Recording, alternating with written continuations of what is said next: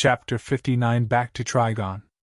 At the same time as Graham and Bouncer were reeling from the possibility, no matter how remote, that Sepulchre were capable of recovering the Solarium from Trigon, Sebastian and Barnaby were walking back out of his office to review the security scans taken shortly before their staged discussion.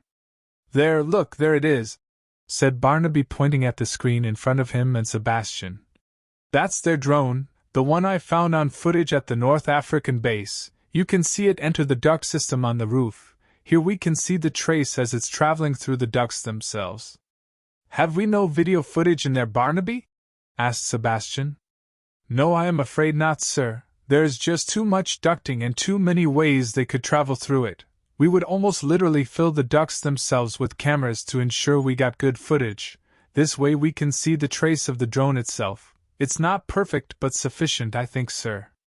"If you say so, Barnaby, if you say so," replied Sebastian. "Look here, it settles in the duct in your office, sir," said Barnaby, excited that his plan looked like it had worked. "And now we enter here." Again Barnaby traced their route on the screen. "And shortly after we leave, we can clearly see the drone leave too. I think we have done it, sir." "Yes, Barnaby, it would appear so." Sebastian had no reason but to believe what his own eyes were telling him, but still he had an uneasy feeling. "Okay, I think we're done here, Barnaby. Let's get back to my office and we can discuss the rest of this plan, in private now." "Yes, sir."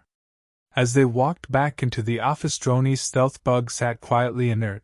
To all intents and purposes nothing was there. But as Sebastian offered Barnaby a drink, the bug's AI kicked in and the sensors went live. "Well, Barnaby, I do believe your plan will work. It's a risk, but we have no real way of getting to Mars, even with the portal, so we have to get them to recover it for us. Are you sure this is their only option?" "I cannot see they have any other choice, sir," replied Barnaby.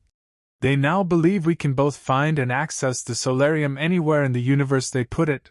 They have to bring it back so they can guard it." "Well, let us wait and see for now.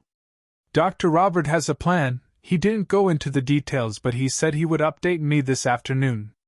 As the two talked, the voice stream came through loud and clear in Graham and Bouncer's operations room.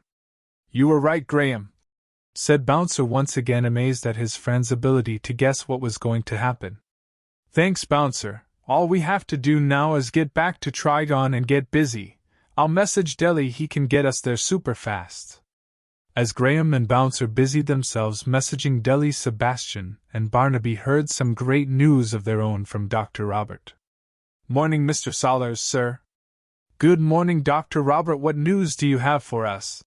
replied Sebastian. "Great news, I think, sir. Great news." "Excellent. Well, carry on. Don't keep it to yourself," chided Sebastian. "Well, we have managed to find the Solarium, but we now have the problem of recovering it. But I believe we can sort of cheat and get some, but not all of it." "Go on," ordered Sebastian. "Well, I believe we can use the televiewer and grab up to 5 kilograms of Solarium before the portal collapses.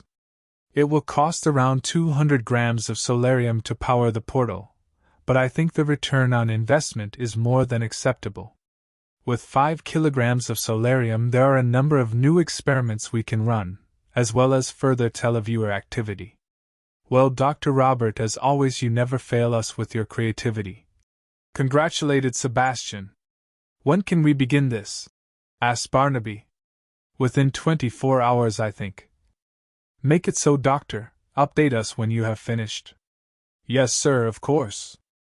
As the phone line went dead, Sebastian and Barnaby started to celebrate another small victory.